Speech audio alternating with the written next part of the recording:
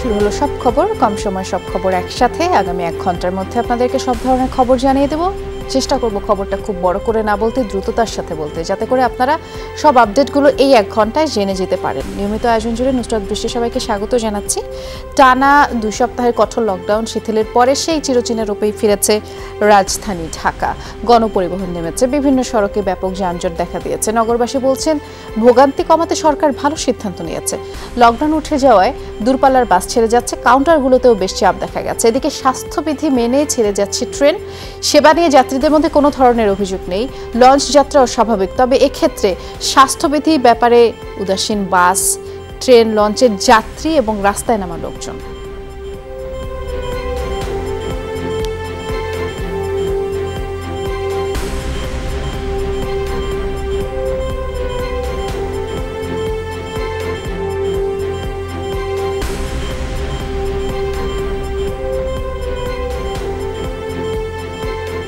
অর্ধেক আগের মতো অনেক সময়তে স্ট্যান্ডে লোক পাওয়া যায়, অনেক সময় পাওয়া যায় না। চালকের দিকে সরকার চায় না, চায় শুধু যারা বড় বড় সরকারি চাকরি করতেছে ওরার দিকে চাইতেছে। 12-13 দিন বাসা বসেছিলাম, বর্তমানে এখন বের হয়েছি, এখন যাত্রী নেই, ট্রিপ নেই আমাদের। লোক তো ঠেকা রাখতে পারে নাই, সবাই পারে গেছে, তাই না?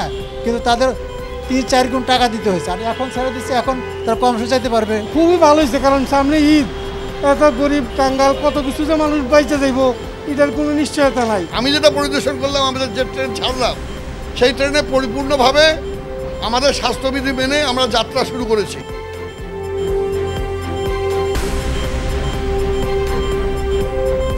রাজধানীর গাবতলীর কি চিত্র সেটি এবার আপনাদেরকে দেখাবার চেষ্টা করব। আমাদের সহকর্মী ভাস্কর ভাদুরী সেখানে আছেন, তিনি জানাবেন সেখানকার সবশেষ যে আপডেট আছে। ভাস্কর, রাজধানী তো বলতে গেলে রাজধানী সেই চিরচেনা যেই রূপ, পুরনো রূপেই ফিরেছে। এই 2 সপ্তাহ কঠোর লকডাউনের পর আজ যে শিথিল হলো সেই চেহারার কথাই বলছি। গাবতলী থেকে তো নিশ্চয়ই দূরপাল্লার বাসগুলো ছেড়ে যেতে শুরু করেছে। যাত্রী চাপ কেমন দেখছেন, এবং সবথেকে গুরুত্বপূর্ণ যে বিষয়টি বারবার বলতেই হয়, স্বাস্থ্যবিধি মানার ব্যাপারে তারা উদাসীন কিনা কিংবা মানছেন কিনা, আর মাস্ক ঠিকঠাক মতো পরছেন কিনা?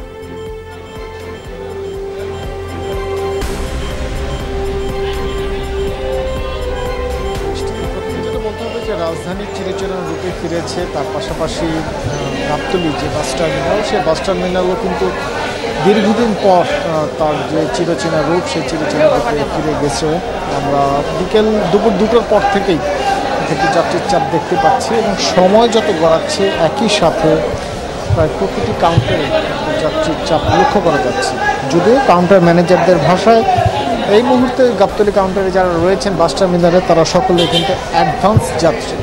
তার মানে যে এরা গতকাল থেকেই বিভিন্নভাবে অথবা বিভিন্ন মাধ্যমে টিকিটের বুকিং দেওয়ার মাধ্যমে কিন্তু আজকে কাঙ্ক্ষিত যে যান, সেই যানে চড়ে নির্ধারিত গন্তব্যে যাওয়ার জন্য এসেছেন। এটি ছিল প্রথম বিষয়। আর দ্বিতীয় বিষয়টি আরেকটু উল্লেখ করতে চাচ্ছি যে স্বাস্থ্যবিধির কথা আপনি বললেন, যে গত 15 দিনের তুলনায় এইবারের যে তফাৎটি আপনি ক্যামেরার মাধ্যমে দেখতে পাচ্ছেন, যে অধিকাংশ যাত্রীর মুখে কিন্তু আমরা মাস্ক লক্ষ্য করতে পারছি। তবে তার পাশাপাশি আরেকটি বিষয়, মাস্কটি ঠিকভাবে পরা হয়েছে কিনা সেখানে একটি বিষয়। আর তৃতীয়ত আরেকটি বিষয়, টার্মিনাল কর্তৃপক্ষ কিন্তু বারবার একটি ঘোষণা দিচ্ছেন যে স্বাস্থ্যবিধি মানতে হবে। বাসের যে নিয়মাবলী, যে 2টো সিটেরও একটি যাত্রী যেতে পারবে, সেই বিষয়টি কিন্তু এখন পর্যন্ত আমরা মানা হচ্ছে অথবা মানানো হচ্ছে, সেই চিত্র কিন্তু এখন পর্যন্ত দেখতে পাচ্ছি না। আর সবশেষে আরেকটি বিষয় দৃষ্টি উল্লেখ করতে চাচ্ছি, শুধুমাত্র গাবতলী বাস টার্মিনাল নয়, এই পথে আপনি শ্যামলী, কল্যাণপুর, দারুসালাম অথবা মাজার রোড, এই সড়কটি জুড়ে কিন্তু বিভিন্ন বাস কাউন্টারগুলো রয়েছে, এবং উত্তরবঙ্গগামী বিভিন্ন যাত্রীরা কিন্তু এখানে অপেক্ষা করছে নির্ধারিত যানবাহনে চড়ার জন্য।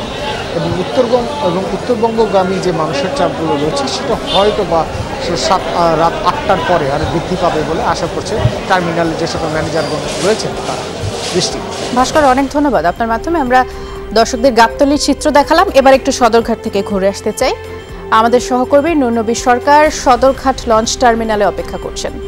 নুরনবী, আপনার কাছে অনেকগুলো প্রশ্ন আছে। প্রথম যেটি জানতে চাই, যেহেতু দক্ষিণাঞ্চলগামী সব লঞ্চগুলো এখান থেকেই ছেড়ে যায়, কটা নাগাদ ছেড়ে যেতে শুরু করবে? আজকে থেকেই তো শুরু হচ্ছে, বেশ লম্বা একটা বিরতি দেবার পরে এই লঞ্চ ছেড়ে যাবার যে কথা আপনাকে জিজ্ঞেস করলাম, তার পাশাপাশি আরেকটি বিষয়, যাত্রীদের চাপ কেমন দেখছেন? স্বাস্থ্যবিধি মানার ব্যাপারে সবাই সচেতন কিনা? আরেকটি বিষয় যেটি অর্ধেক আসন ফাঁকা রেখে কিংবা অর্ধেক যাত্রী ধারণ যে ক্ষমতা, তার থেকে অর্ধেক যাত্রী নিয়ে লঞ্চগুলো ছেড়ে যাবার নির্দেশনা রয়েছে, সেটি মানছে কিনা?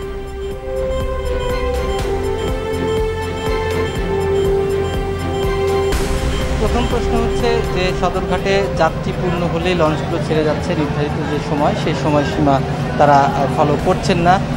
কারণ হচ্ছে যে এখানে যাত্রী চাপ রয়েছে এবং যাত্রী চাপ থাকার কারণে তারা অন্যান্য সময় স্বাভাবিক সময়ে যে যতটা যাত্রীর চাপ থাকে সেই রকম যাত্রীর চাপটা হয়তো বা তারা এখন পাচ্ছেন না। আশা করছেন হয়তো বা ঈদের সময় ঘনিয়ে আসলে সেটা বাড়বে। কারণ হচ্ছে এবার ঈদের পরে যে ঢাকায় আসার সময়সূচি নিয়ে যাত্রীরা একটু বেশ দ্বিধান্বিত এবং শঙ্কিত যে ওই সময় তারা একটা সংকটের মধ্যে পড়বেন, কারণ ঈদের পরপরই তাদের ফিরতে হবে। সেই কারণে অনেকে হয়তো বা বাড়ি যাওয়ার জন্য অতটা উদ্দীপ নন। তবে যারা যাচ্ছেন এখানে কাজের জন্য ঢাকাতে এসেছিলেন, কাজ পাননি অথবা কাজ করেও আশানুরূপ রোজগার করতে পারেননি, তারা ফিরে যাচ্ছেন। আবার অনেকে গত ঈদে যাননি, এই ঈদে তারা যাচ্ছেন। আর স্বাস্থ্যবিধির কথা যদি আমি আপনাকে বলি, এখানে লঞ্চ কর্তৃপক্ষ এবং যারা বিআইডব্লিউটিএ এবং নৌ পুলিশ প্রত্যেকেই যাত্রীদেরকে বলছেন স্বাস্থ্যবিধি মানার জন্য, কিন্তু স্বাস্থ্যবিধি মানানোটা আসলে যখন বেশি মানুষের উপস্থিতি হয় তখন খুবই চ্যালেঞ্জিং এবং সেই চ্যালেঞ্জটা এখানে আছে। আর আরেকটি প্রশ্ন, ভেতরে যে যাত্রীদের আমি অবস্থা দেখেছি ডেকে, আসলে ডেকে তো মানে গাদাগাদি করেই যাত্রী নেওয়া হচ্ছে এবং এখানে সিটের বা আসনের যেহেতু ব্যাপারটি নেই, সেখানে যাত্রীরা বসে বসে কিন্তু যাচ্ছেন এবং ওইখানেই একটু ঝামেলাটা রয়েছে। যেভাবে যাত্রীরা যাচ্ছেন সেটা উদ্বেগের, কারণ করোনা সংক্রমিত হতে পারে এবং গাদাগাদি করেই তারা যাচ্ছেন। সব মিলিয়ে যাত্রাটার যে ফল, এইটা আসলে 14 দিন পরে কিন্তু বোঝা যাবে যে এই ঢাকা থেকে যারা করোনা শনাক্ত করবেন গিয়ে অথবা গ্রাম থেকে ঢাকা শহরে করবেন, তখন সব জায়গাতে আসলে একটা সংকটের কিন্তু অবস্থা তৈরি হবে। এরই মধ্যে স্বাস্থ্য অধিদপ্তর বা জাতীয় কমিটি কিন্তু সেটা বলেছে। অনেক ধন্যবাদ নুরনবী, আপনি অনেক চিত্র সেখানকার দেখালেন, পাশাপাশি সব প্রশ্নের উত্তর দিয়ে দিলেন। ধন্যবাদ আপনাকে। লকডাউন শিথিল হওয়ায় সারা দেশে দূরপাল্লার বাস, ট্রেন, লঞ্চ চলাচল শুরু হয়েছে। যেমনটি জানাচ্ছিলাম, আমাদের সহকর্মীরাও জানাচ্ছিল, ভোর থেকে বঙ্গবন্ধু সেতুর পশ্চিম সংযোগ মহাসড়কে বাস ট্রাকের উপচে পড়া ভিড়। যানবাহনের চাপ থাকলেও যাত্রীদের সংখ্যা তেমন একটা নেই। স্বাস্থ্যবিধি মেনেই রাজধানীমুখী দূরপাল্লার বাসগুলো কম সংখ্যক যাত্রী নিয়ে রওনা দিচ্ছে। তবে 2 সিটের ভাড়া দিতে হওয়ায় যাত্রীরা ক্ষোভ জানিয়েছেন। এদিকে ভোর 5টা থেকে দক্ষিণাঞ্চলের বিভিন্ন নৌ রুটে যাত্রীবাহী লঞ্চ চলাচল শুরু হয়েছে। অভ্যন্তরীণ রুটেও লঞ্চ চলাচল করলে রাতে ঢাকার উদ্দেশ্যে রওনা দেবে 5টি লঞ্চ। আগের মতোই দ্বিগুণ ভাড়া নিচ্ছে লঞ্চ কর্তৃপক্ষ। এছাড়া সকাল থেকে বিভিন্ন রুটে স্বাস্থ্যবিধি মেনে ট্রেন চলাচল শুরু হয়েছে। 2 সপ্তাহ পরে দোকানপাট খুলেছে। সকালে দোকানে এসেই পরিষ্কার পরিচ্ছন্নতা শুরু করেন ব্যবসায়ীরা। এরপরে বেলা যত গড়ায় ক্রেতা সমাগম বাড়তে থাকে। শপিং মল, মার্কেটে স্বাস্থ্যবিধি মেনে চলার জন্য ক্রেতাদের উদ্বুদ্ধ করা হচ্ছে। হ্যান্ড স্যানিটাইজারের ব্যবস্থা রাখা আছে। কঠোর লকডাউন শিথিল হওয়ায় আজ থেকে 22 জুলাই পর্যন্তই শপিং মল এবং দোকানপাট খোলা রাখা হবে এবং করোনার প্রকোপ বেড়ে যাওয়ায় গত 1 জুলাই থেকেই 1 সপ্তাহে কঠোর লকডাউন আরোপ করে সরকার। এরপরে সময় বাড়িয়ে 14 জুলাই পর্যন্ত করা হয়। আশা করি সরকার তো যে ডিসিশন নিয়েছে ভালো, ব্যবসায়িকরা একটু আপনার ওনাদের অনেকদিন পর্যন্ত দোকান বন্ধ। সরকার যদি সবসময় খোলা দেয়, যদি আইনটা পক্ত রাখে, মাস্ক পরতে হবে, ব্যবহার করতে হবে, তাহলে ভালো। 2 বছর 6 লাখ টাকা লস। এই মধ্যে আবার ইনকাম ট্যাক্সের কাগজ দিয়ে গেছে, আর ইনকাম ট্যাক্স দেবো না, দোকান বাঁচাবো না, ঘর বাঁচা দেবো না, খামো। গত 24 ঘন্টায় আরও 226 জন প্রাণ হারিয়েছেন করোনায়। এ নিয়ে মোট 17,278 জন করোনায় প্রাণ হারালেন। নতুন করে 12,236 জন শনাক্ত হয়েছে। পরীক্ষা অনুপাতে শনাক্তের হার 27.23%। নমুনা পরীক্ষা করা হয়েছে 40,941টি। এ পর্যন্ত 10,71,774 জন দেশেই কোভিড রোগী শনাক্ত হয়েছে। এছাড়া 8,395 জন সহ মোট 9,05,087 জন সুস্থ হয়েছে। মৃত 226 জনের মধ্যে পুরুষ আছেন 140 আর নারী 86 জন। বিভাগ ভিত্তিক প্রাণহানির হিসেবে ঢাকায় সর্বোচ্চ 74 জন প্রাণ হারিয়েছেন। খুলনায় 52, চট্টগ্রামে 42, রাজশাহীতে 24, রংপুরে 13, বরিশালে 6, সিলেটে 5 এবং ময়মনসিংহে 10 জন প্রাণ হারিয়েছেন।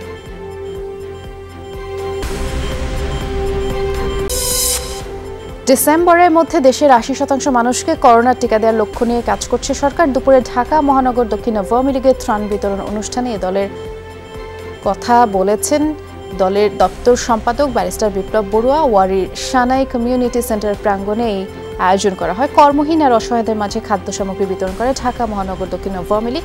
প্রধানমন্ত্রীর নির্দেশে সারা দেশে আওয়ামী লীগ এবং দলের সহযোগী ও অঙ্গ সংগঠনগুলো দুর্গতদের খাদ্য সহায়তা দিচ্ছে।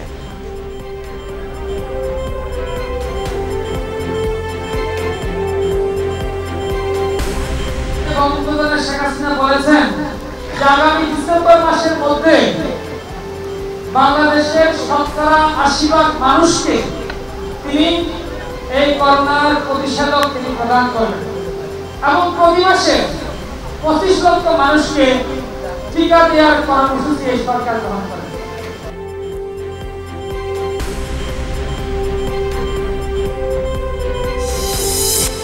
হাসপাতালগুলোতে দিন দিন করোনা রোগীর সংখ্যা বাড়ছে। বেশিরভাগ রোগী ঢাকার বাইরে থেকে আসছেন। এই বাড়তি রোগীর চাপ সামলাতে হিমশিম খেতে হচ্ছে রাজধানীর হাসপাতালগুলোতে। কর্তৃপক্ষ বলছে এখনই সক্ষমতা বাড়াতে হবে। ঢাকা মেডিকেলের কোভিড আইসিইউ এবং বহির্বিভাগ শেডের উদ্বোধন করেন স্বাস্থ্যমন্ত্রী। বলেছেন লকডাউন তুলে নেওয়ায় সংক্রমণ আবারও বাড়তে পারে। জানিয়েছেন টিকা দেওয়ার বয়সসীমা ১৮ বছর করার পরিকল্পনাও রয়েছে সরকারের। সবাই শুনে আসছে যে বড়দের হয় বা একদম ছোট বয়সের যারা বাচ্চা এদের হয়, কিন্তু মিডিয়াম যাদের বয়স এদের নাকি হয় না, কিন্তু এখন তো দেখছি সবারই হয়। শনিবার দিন রিপোর্ট পাওয়ার পরে বোঝা যাবে যে নেগেটিভ নাকি পজিটিভ। আমরা চাচ্ছি যে আমরা আরও শীত বৃদ্ধির জন্য আমরা চাচ্ছি যে যাতে কিনা যে কোনো করোনা রোগে আসে যাতে কিনা আমরা এখান থেকে সুচিকিৎসা দিতে পারি। এই লকডাউন শিথিল করা হয়েছে, খুলে দেওয়া হয়েছে, এর মাধ্যমে সংক্রমণের হার একটু বাড়তে পারে যদি কিনা আমরা স্বাস্থ্য গাইডগুলো, স্বাস্থ্যের নির্দেশনাগুলো একদমই না মানি। ভ্যাকসিন নিয়ে নানা ধরনের খেলা হচ্ছে। এভাবে চললে দেশে প্রতিটি মানুষের 1 ডোজ ভ্যাকসিন পেতে 5 থেকে 6 বছর লাগবে, এমন মন্তব্য জাতীয় পার্টির চেয়ারম্যান জি এম কাদেরের। সকালে মোহাম্মদপুরে দুস্থদের মাঝে খাবার বিতরণ শেষে এমন মন্তব্য করে তিনি বলেছেন মানুষের মৌলিক চাহিদা নিশ্চিত না করে লকডাউন দেওয়া হচ্ছে, এটির সুফল তাই পাওয়া যাচ্ছে না। জি এম কাদের বলেছেন করোনার চিকিৎসা নিশ্চিত করার দাবি করা হলেও তা করা হয়নি। প্রতিটি গরিব পরিবারকে 10,000 টাকা করে দেওয়ার দাবিও তিনি জানিয়েছেন। এখানে যে অতিরিক্ত চিকিৎসা খরচ না হচ্ছে, সরকার পর্যাপ্ত আমাদেরকে ফান্ড দিচ্ছে না এই স্বাস্থ্য খাতে, এটা আমরা জানি। যে ফান্ড দিচ্ছে সেটা কি সঠিকভাবে ব্যবহৃত হচ্ছে? ব্যাপকভাবে দুর্নীতি হচ্ছে। এখানে দুর্নীতির খোঁজ করার জন্য সাংবাদিকরা যাচ্ছে, সেখানে তাদের উপর অত্যাচার করা হচ্ছে। এই ধরনের ঘটনা আমরা কখনোই কামনা করি না। করোনা পরিস্থিতি অনুকূলে এলে নভেম্বরের দ্বিতীয় সপ্তাহে এসএসসি, ডিসেম্বরের প্রথম সপ্তাহে এইচএসসি পরীক্ষা নেওয়া হবে। সকালে এই দুই পরীক্ষা গ্রহণ বিষয়ে ভার্চুয়াল সংবাদ সম্মেলনে তথ্য জানিয়েছেন শিক্ষামন্ত্রী ডাক্তার দীপু মনি। তবে সেই পরীক্ষা হবে কেবল মাত্র 3টি নৈর্বাচনিক বিষয়ের উপরেই। সময় হবে 1.5 ঘন্টা। পরীক্ষা নেওয়া সম্ভব না হলে পূর্বের পরীক্ষার ফলাফলের ভিত্তিতে এসএসসি বা এইচএসসি ফল ঘোষণা করা হবে। মন্ত্রী আরও জানিয়েছেন 18 জুলাই থেকে এসএসসি, 26 জুলাই থেকে এইচএসসির অ্যাসাইনমেন্ট নেওয়া শুরু হবে। প্রতি সপ্তাহে এসএসসির 3টি নৈর্বাচনিক বিষয় 2টি করে 24টি, এইচএসসির 3টি নৈর্বাচনিক বিষয় উভয় পত্রের উপর 30টি অ্যাসাইনমেন্ট নেওয়া হবে।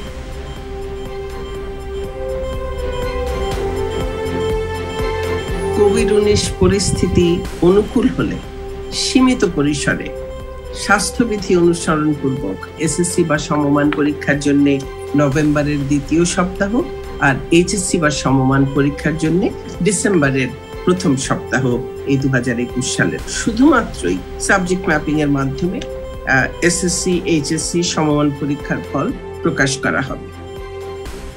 গেল বছরের চেয়ে কিছুটা বাড়িয়ে নির্ধারণ করা হয়েছে কুরবানির পশুর চামড়ার দাম। গরুর ক্ষেত্রে প্রতি বর্গফুটে গেল বছরের চেয়ে 5 টাকা, খাসি এবং বকরির চামড়ার দাম 2 টাকা বাড়িয়ে দাম বেঁধে দিয়েছে বাণিজ্য মন্ত্রণালয়। বাণিজ্য মন্ত্রী বলছেন ন্যায্য মূল্যে নিশ্চিত হলে বন্ধ হবে হোয়াইট ব্লু চামড়া রপ্তানি। আর চামড়া কিনতে প্রান্তিক পর্যায়ে ব্যবসায়ীদের ঋণ দেবারও দাবি উঠেছে। এই বৈঠকে বলা হয়েছে লকডাউনের মধ্যে চামড়াবাহী গাড়ি চলাচলের সুযোগ দিতে হবে। সভায় জানানো হয়েছে চামড়া সংরক্ষণে লবণ কোনো সংকট হবে না এবং অর্থায়ন নিশ্চিত করতে ব্যাংক এগিয়ে আসবে। এই দামটা মেনটেন করার জন্য সব রকম সাহায্য, কোথাও যেন চামড়া নষ্ট না হয়, কারণ চামড়াটা নষ্ট হলে পরে সবচেয়ে বেশি ক্ষতি। 2 টাকা বেশি কমের চেয়ে বড় কথা, যদি চামড়াটা ভালো থাকে তাহলে তারাও দাম পাবে এবং আমরা এক্সপোর্টের ভলিউমটা বাড়াতে। শত শত কোটি টাকার ব্যবসা হচ্ছে, সেখানে 65 কোটি টাকা একবারে অপ্রতুল। আর আমরা কিন্তু ইতিমধ্যে লিস্ট ডিটগুলো আমরা ট্যানারি থেকে নিতে পারিনি যে আমরা কোল্লট্রন দিয়ে নতুন করে লোন নিব। আমাদের কয়েকটি ট্যানারি যোগাযোগ করেছে শিল্প মন্ত্রণালয়ের সাথে, বিসিকের সাথে, তারা এখন আমাদেরকে লিস্ট ডিটটা দিতে পারেনি। 4 ঘন্টার মধ্যে যদি লবণটা লাগানো হয়, এটা রাষ্ট্রীয় সম্পদ, রাষ্ট্রীয় সম্পদকে প্রোটেক্ট করতে পারবে। আগামী 23 তারিখ থেকে 5 তারিখ পর্যন্ত একদম টোটাল শাটডাউন হয়ে যাবে। সেই মুভমেন্টটাকে কি আমরা কি কোনোভাবেই সেটাকে মোটামুটি ভাবে এটার মধ্যে কোনো এক্সাম্পশন দিতে পারেন? সীমান্ত বিরোধ নিরসনকে অগ্রাধিকার দেবে চীন ও ভারত। বুধবার 8 দেশের আঞ্চলিক জোট সাংহাই কোঅপারেশন অর্গানাইজেশন বা SCO এই সম্মেলনের সাইডলাইনে বৈঠক করেন দুদেশের পররাষ্ট্রমন্ত্রী এস জয়শঙ্কর ও ওয়াং ই। সীমান্তে অস্থিতিশীলতা কারোর জন্যই সুখকর নয় বলে মনে করে ভারত সরকার। তাজিকিস্তানের প্রায় ঘণ্টাব্যাপী এই বৈঠকে প্রতিবেশী দুই দেশের পররাষ্ট্রমন্ত্রীরা প্রকৃত নিয়ন্ত্রণ রেখা LAC ইস্যুর উপরে গুরুত্বারোপ করেন। পরে টুইট বার্তায় ভারতের পররাষ্ট্রমন্ত্রী এস জয়শঙ্কর জানিয়েছেন, একতরফা সিদ্ধান্তে স্থিতাবস্থা বদল অগ্রহণযোগ্য।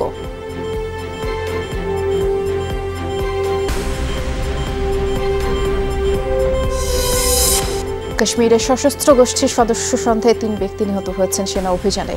বুধবার পুলওয়ামায় এই ঘটনা ঘটে। গণমাধ্যম জানিয়েছে, সন্দেহভাজন দলটি আশ্রয় নিয়েছে এমন গোপন সংবাদের ভিত্তিতেই একটি বাড়িতে অভিযান চালায় নিরাপত্তা বাহিনী। সেনাবাহিনীর দাবি, তাদের লক্ষ্য করে গুলি ছোড়ে সন্দেহভাজনরা।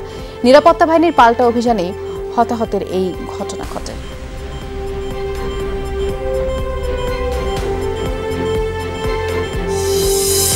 দক্ষিণ আফ্রিকার সহিংস পরিস্থিতি এখনও নিয়ন্ত্রণে আসেনি। রাজধানী সহ বিভিন্ন শহরে বিক্ষোভ চলছে। লুটপাট সংঘাত ঠেকাতেই নিরাপত্তা বাহিনীর আরও 5000 সদস্য মোতায়েন করা হয়েছে। বুধবারের বিক্ষোভে এক কিশোর নিহতের ঘটনায় নিন্দা জানিয়েছে মানবাধিকার সংগঠনগুলো। সরকারের কাছে পুলিশ এবং সেনা আগ্রাসন বন্ধের দাবিও জানানো হয়েছে। এখন পর্যন্ত এই আগ্রাসনে 72 জনের প্রাণ গেছে।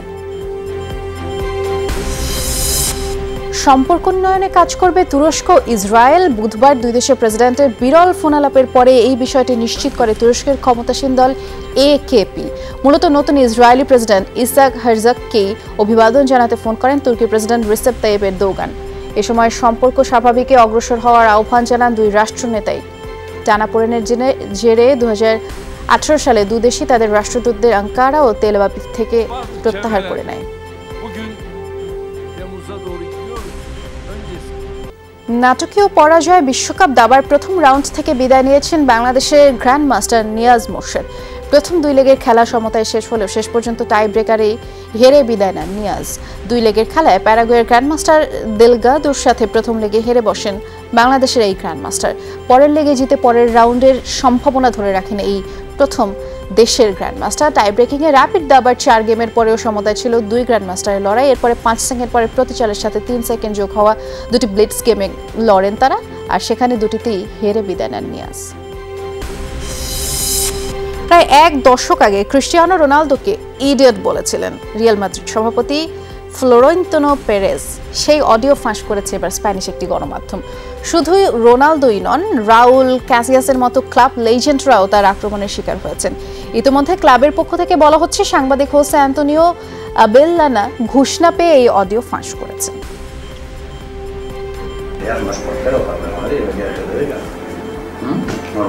Que no lo ha sido nunca, ha sido el gran fallo que hemos tenido. Lo que pasa es que los adoran, le quieren hablar con ellos, yo qué sé.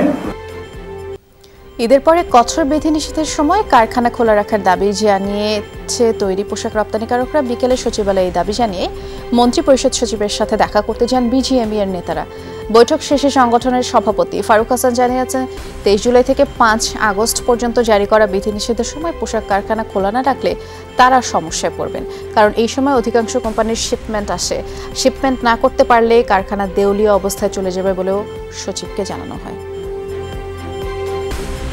Order পাওয়া শুরু করেছি, পেয়েছি আমরা, কিন্তু এই লকডাউনের অ্যানাউন্সমেন্ট শোনার পর থেকে বায়াররা আবার অর্ডারটাকে স্লো করে দিয়েছে, অর্ডার বন্ধ করে দিয়েছে। আমরা এখান থেকে বের হয়ে আসতে চাই, আমরা আপনাদের সবার সহযোগিতা চাই এবং সেই কারণেই আমরা মাননীয় সচিবের কাছে অনুরোধ করেছি, এটা ওনারা বিবেচনা করবে আমরা আশা করি। একটি মতলবী মহল সবসময় সরকারের অর্জনকে ম্লান করে দিতে এবং বিতর্কিত করতে ওঁত পেতে থাকে। তাই স্বজনপ্রীতির ঊর্ধ্বে উঠে প্রকৃত উপকারভোগীদের প্রণোদনার অর্থ পৌঁছে দিতে হবে। সংশ্লিষ্টদের সতর্ক থাকার আহ্বান জানিয়েছে আওয়ামী লীগ সাধারণ সম্পাদক ওবায়দুল কাদের। সকালে বঙ্গবন্ধু অ্যাভিনিউয়ে স্বেচ্ছাসেবক লীগে আয়োজিত অসহায় মানুষের মাঝে খাদ্য সামগ্রী বিতরণ অনুষ্ঠানে আহ্বান জানিয়ে তিনি বলেছেন, যারা খেটে খাওয়া মানুষের সাহায্য নিয়ে নয়ছয় করবে তাদের কোনোভাবেই ছাড় দেয়া হবে না।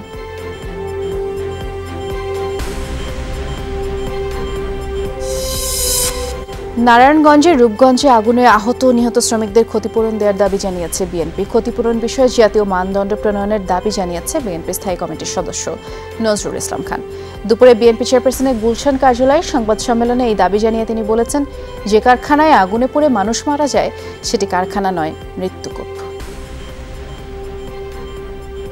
আগামী শনিবার থেকে রাজধানীর পশু হাটগুলো বিক্রির জন্য উন্মুক্ত করা হবে। সব হাটেই পর্যাপ্ত পশু বিক্রয়ের জন্য আনা হয়েছে এবং আসছেও আরো। ইতিমধ্যে বিচ্ছিন্নভাবে বেচা বিক্রিও শুরু হয়েছে। হাতে গোনা যে কয়েকজন ক্রেতা আসছেন তাদের অভিযোগ, দাম বেশি হাঁকছেন ব্যাপারীরা। আবার বিক্রেতারা বলছেন এবার গরু লালন পালনে খরচ বেশি, তাই অপেক্ষাকৃত দামও বেশি। এবার ঢাকা সিটি উত্তর সিটি কর্পোরেশনের একটি স্থায়ী, 9টি অস্থায়ী সহ মোট 10টি পশুর হাট বসছে, আর ঢাকা দক্ষিণে বসছে 11টি। হাটগুলো মনিটরিং করতে সিটি কর্পোরেশনের পক্ষ থেকে টিম প্রস্তুত করা হয়েছে।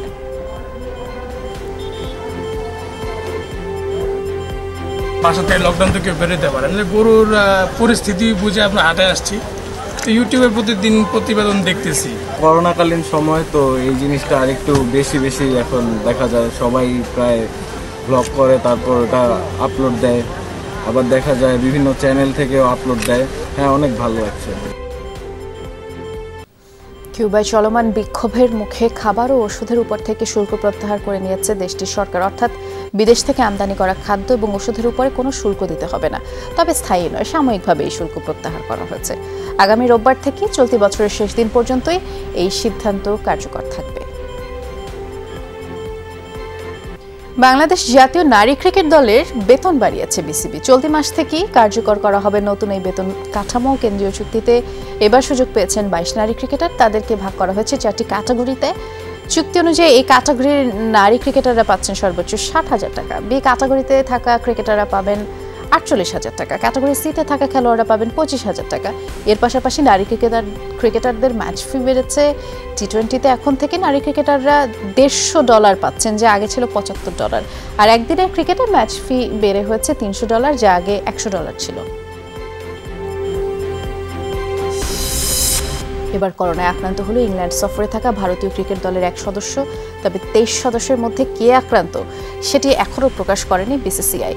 আজ জৈব সুরক্ষা বলয়ের মধ্য থেকে ডারহাম যাওয়ার কথা ছিল টিম ইন্ডিয়ার, কিন্তু করোনা আক্রান্ত হওয়া ক্রিকেটারকে ছাড়াই ডারহামের বায়োবাবলসে ঢুকতে হবে তাদের। কোয়ারেন্টাইন শেষে দলের সাথে যোগ দেবেন সেই ক্রিকেটার। খাগড়াছড়ির মানিকছড়িতে জমি নিয়ে বিরোধের জের ধরে প্রতিপক্ষের হামলায় আহত কৃষক আব্দুল হালিম মারা গেছেন। ভোরে চট্টগ্রাম মেডিকেলে চিকিৎসাধীন অবস্থায় তার মৃত্যু হয়। পুলিশ জানিয়েছে, গতকাল সকালে সাপমারা এলাকায় কৃষক আব্দুল হালিম তার 2 ছেলে নিজেদের জমিতে কাজ করছিলেন। প্রতিবেশী পূর্ণকুমার ত্রিপুরা এবং তার ছেলে বিমল কুমার তাদের উপরে হামলা চালায়। হালিম তখন গুরুতর আহত হন। চিকিৎসার জন্য চট্টগ্রাম মেডিকেলে পাঠানো হয়। তখন জড়িতদের ধরতে অভিযান চলছে বলে পুলিশ জানিয়েছে। চট্টগ্রামের ফুসফুস হিসেবে পরিচিত সিআরবি এলাকায় হাসপাতাল নির্মাণের সিদ্ধান্তের প্রতিবাদে উত্তাল হয়ে উঠেছে চট্টগ্রাম। 2 দিন ধরে এই প্রতিবাদ কর্মসূচি চলছে। আজও বিকেলে সিআরবি এলাকায় হাসপাতালে প্রস্তাবিত স্থানে বিক্ষোভ সমাবেশ করেছে নাগরিক সমাজ। এতে বিভিন্ন রাজনৈতিক, সামাজিক, সাংস্কৃতিক, পেশাজীবী সংগঠনের নেতাকর্মী সহ সর্বস্তরের মানুষ যোগ দেন। প্রকৃত পরিবেশ এবং নৈসর্গিক সৌন্দর্য ধ্বংস করে হাসপাতাল নির্মাণের অপচেষ্টা যে কোনো মূল্যে রুখে দেওয়ার ঘোষণাও দেন তারা।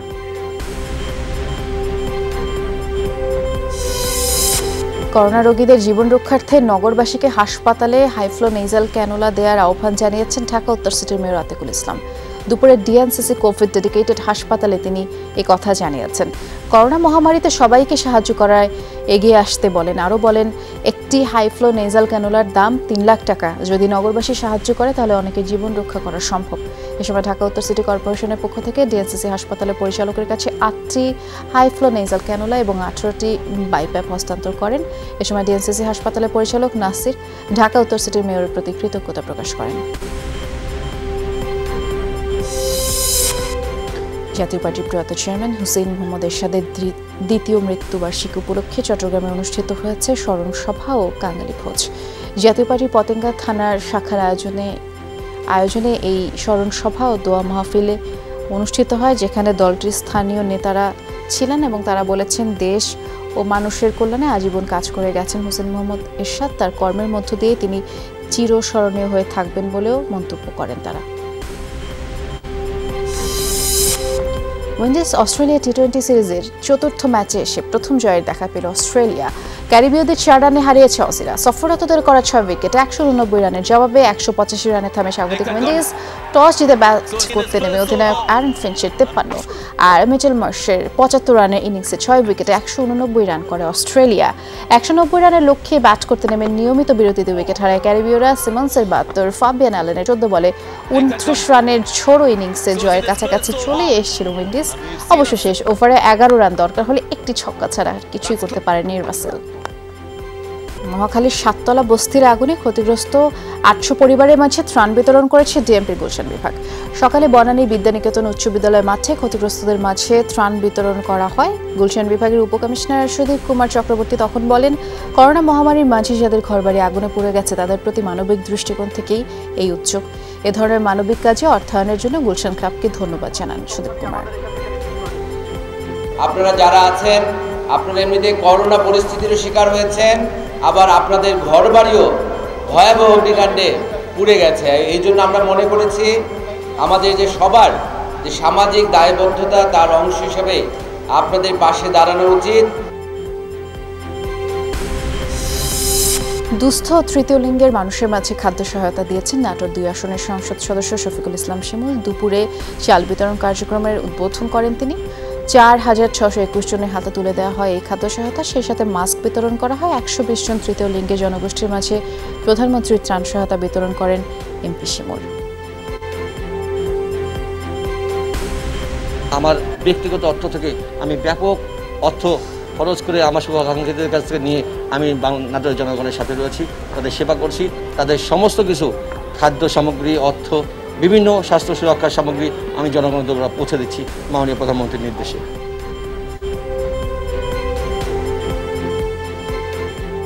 নরসিংদীতে কেন্দ্রীয় যুবলীগের উদ্যোগে দুস্থদের মাঝে ঈদ সামগ্রী বিতরণ করা হয়। দুপুরে যুবলীগ সভাপতি শেখ ফজলিনুর শামস পরশ ও সাধারণ সম্পাদক মাইনুল হোসেন খান নিখিলের পক্ষে চাল, ডাল, সেমাই সহ নিত্যপণ্য বিতরণ করা হয়। বঙ্গবন্ধু শেখ মুজিবুর রহমানের জন্মশতবার্ষিকী উপলক্ষে ভোলার লালমোহনে বৃক্ষরোপণ করেছে উপজেলা যুবলীগ। সকালে 7 নম্বর ওয়ার্ডে ফলজ, বনজ সহ বিভিন্ন প্রজাতির গাছের চারা রোপণ করা হয়। এ সময় উপজেলা যুবলীগের আহ্বায়ক আবুল হাসান রিমন সহ আরও অনেকেই উপস্থিত ছিলেন। করোনা এবং লকডাউনে ক্ষতিগ্রস্ত প্রতিবন্ধীদের খাদ্য সহায়তা দিয়েছে অঙ্গীকার বাংলাদেশ ফাউন্ডেশন নামের একটি সামাজিক সংগঠন। নগরীর লালখান বাজার শহীদনগর স্কুলে প্রতিবন্ধী সংস্থা ডিডিআরসি নিবন্ধিত 50টি পরিবারের হাতে 15 কেজি করে 7 দিনের খাদ্য সামগ্রী তুলে দেওয়া হয়। সংগঠনের নেতারা জানিয়েছেন, গত বছরের মার্চে করোনার প্রকোপের শুরু থেকেই এ পর্যন্ত দেশের 9টি জেলার প্রায় 20,000 পরিবারকে মানবিক সহায়তা দেওয়া হয়েছে।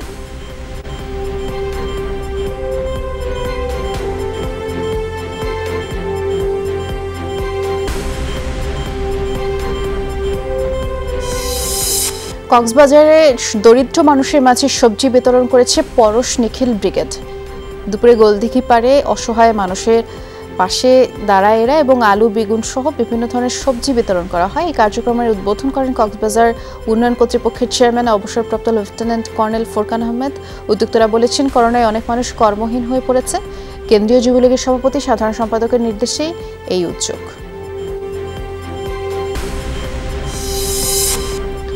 পরিবেশ সুরক্ষায় চট্টগ্রাম মহানগরীতে বৃক্ষরোপণ অভিযান শুরু করেছে মহানগর যুবলীগ।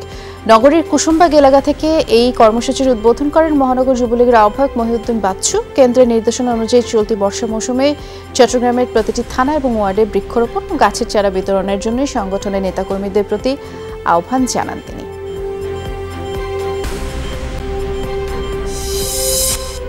ফুটবল উন্মাদনায় সবসময় বোধ হয়ে থাকেন ভক্ত সমর্থকরা। বিশেষ করে বিশ্বকাপ বা ইউরো কোপার মতো বড় আসর আসলেই সবাই মেতে ওঠেন। প্রিয় দলের পতাকার আদলে এবার নিজের বাড়ি রং করে সারা ফেলেছেন মেহেরপুরের আর্জেন্টাইন সমর্থক হাফিজুর রহমান। এলাকায় যা পরিচিতি পেয়েছে আর্জেন্টিনা বাড়ি নামে। দলের বড় বড় খেলোয়াড়দের উৎসাহ এবং বাংলাদেশের ভক্তদের দৃষ্টি আকর্ষণের জন্যই এই বাড়ির নাম দেওয়া হয়েছে আর্জেন্টিনা বাড়ি। আমরা আর্জেন্টাইন হলেও আমরা বাংলাদেশি, এটাই আমাদের মূল পরিচয়। বাংলাদেশ হয়তো কখনো বিশ্বকাপে যেতে পারবে না, কিন্তু আমরা বলি যে আজ না কাল আমরা বিশ্বকাপে যাবই। আর্জেন্টিনা বাড়ি নাম দেওয়ার কারণ হচ্ছে যে আমরা বাংলাদেশে যে বড় ফ্যান আছে, যাতে আর্জেন্টাইনরা বুঝতে পারে মেসি, তারপরে ডি মারিয়া, এই যে সমস্ত ভালো ভালো প্লেয়ার আমরা যাদের ভালোবাসি, তাদের ভালোবাসার বহিঃপ্রকাশটা যাতে বুঝাতে পারি। জিম্বাবুয়ে বাংলাদেশের 3 ম্যাচের সিরিজের প্রথম ম্যাচে কাল মুখোমুখি হবে এই দুই দল। র্যাঙ্কিং, সাম্প্রতিক ফর্ম, শক্তি সবকিছুর বিবেচনায় ফেভারিট বাংলাদেশ। তবে অ্যাওয়ে ম্যাচ হওয়ায় সাবধানী টাইগার দলপতি তামিম ইকবাল। ইনজুরির কারণে এই ম্যাচে পেসার মোস্তাফিজুর রহমানের সার্ভিস পাবে না বাংলাদেশ। কাল হারারেতে বাংলাদেশ সময় দুপুর 1টায় এই ম্যাচ শুরু হবে। এই দেশে it will be a different challenge because all those 16 matches were at home. এখানে আমরা ওভারসিজ কন্ডিশনে খেলছি, so as I said, we have to bring our A game tomorrow. যেমনটি বলছিলাম, কাটার মাস্টারের সার্ভিস পাবে না বাংলাদেশ, কারণ ইনজুরিতে পড়েছেন মুস্তাফিজুর রহমান। প্রথম ওয়ানডেতে তার খেলা এক প্রকার অনিশ্চিত। মূলত প্রস্তুতি ম্যাচে ডান হাঁটুর গোড়ালিতে তিনি চোট পান। টিম সূত্রে জানা গেছে তার গোড়ালিতে সোয়েলিং হচ্ছে। গ্রেড 1 ইনজুরিতে পড়া ফিজের সেরে উঠতে অন্তত 3 দিন সময় লাগতে পারে, তাই এই ম্যাচের আগে পেস বোলিং বিভাগ নিয়ে দুশ্চিন্তায় বাংলাদেশ। দেরিতে ভিসা পাওয়ায় প্রথম ম্যাচ মিস করেছেন রুবেল হোসেন। আর এই ছিল আমার কাছে আজকে সব খবরের আপডেটে। এছাড়া 24 ঘন্টায় যমুনা টেলিভিশনের সাথে থাকতে আপনারা ভিজিট করুন আমাদের ওয়েবসাইট, ফেসবুক পেজ এবং ইউটিউব চ্যানেলে। লগ ইন করুন www.jamuna.tv, Facebook/যমুনা টেলিভিশন, YouTube/যমুনা টিভি। এতক্ষণ সাথে ছিলেন, অনেক ধন্যবাদ। নিরাপদে থাকবেন।